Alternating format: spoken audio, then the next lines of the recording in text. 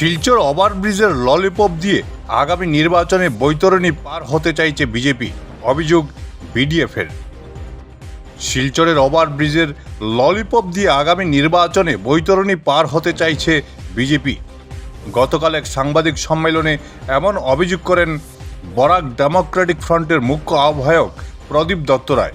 তিনি বলেন, ওভারব্রিজ ছাড়া শিলচরকে যানজট মুক্ত করা সম্ভব নয়, কিন্তু 2022 সালে ক্যাবিনেট সিদ্ধান্তের পরও উড়ালপুল নিয়ে নাগরিকদের মতামত নেওয়ার কী প্রয়োজন রয়েছে বলে প্রশ্ন তুলেন প্রদীপ দত্ত রায়। তার প্রশ্ন, ডলুতে 3 লক্ষ চা গাছ উপড়ে ফেলার আগে শ্রমিকদের মতামত নেওয়ার দরকার না পড়লে শিলচরের উড়াল সেতু নিয়ে জনগণের মতামত নেওয়ার প্রয়োজন কেন? শহরে যানজটের সমস্যা ভয়াবহ আকার ধারণ করেছে। রাস্তাঘাটের এমন অবস্থা, গাড়ির জন্য সাধারণ মানুষ পায়ে হেঁটে চলতে পারছে না। 15 মিনিটের জায়গায় 8 ঘন্টা সময় নিচ্ছে। ইটখোলা থেকে মেডিকেল কলেজ যেতে 1 থেকে 1.5 ঘন্টা সময় লাগছে।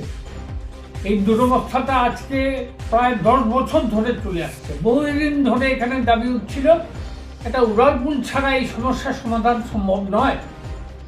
গত 2022-এ মুখ্যমন্ত্রী হেমন্ত বিশ্ব শর্মা এসে শিলচরে ঘোষণা করেছিলেন যে শিলচরে উড়ালপুল হবে। শিলচরের মানুষ আশ্বস্ত হয়েছিলেন যে যাক, এবার হয়তো একটা সমস্যার সমাধান হবে। কিন্তু হঠাৎ 22, 23, 24 চলে গেল, 25-এ হঠাৎ বরাকের 2 মন্ত্রী এসে জনগণের মতামত নেওয়া শুরু করেছেন শিলচরে কি করে উড়ালপুল তৈরি করা যায়। এটা তো একটা হাস্যকর ব্যাপার। সরকার কি করবে না করবে এটা সরকারের ব্যাপার। সরকারকে দায়িত্ব দিয়েছে জনগণ, ভোটে নির্বাচিত করে তাদের দায়িত্ব দেওয়া হয়েছে, তারা সরকার জনসাধারণের স্বার্থে কাজ করবে। আবার জনগণের মতামতের কি প্রয়োজন? আমরা আশ্চর্য হলাম যে যেখানে এই ডলু টি এস্টেটে 3 লক্ষ চা গাছ তুলে নিতে কোন শ্রমিকের মতামত নেওয়া হয়েছিল? সেখানে ডলুতে তো এয়ারপোর্টের নামও তো আজ পর্যন্ত শোনা যায়নি। কেন মিছিমিছি 3 লক্ষ চা গাছ তুলে নেওয়া হলো? সেই যে মতামত ছাড়া এই যে জিনিসটা করলো, এটা তো চা শ্রমিকদের পেটে লাথি মারা হয়েছে। যাই হোক, এই সমস্ত বাহানা করে এটাকে আরও দেরি করার যে একটা প্রচেষ্টা, এটা বরাক উপত্যকার মানুষ খুব ভালোভাবে উপলব্ধি করতে পারছে।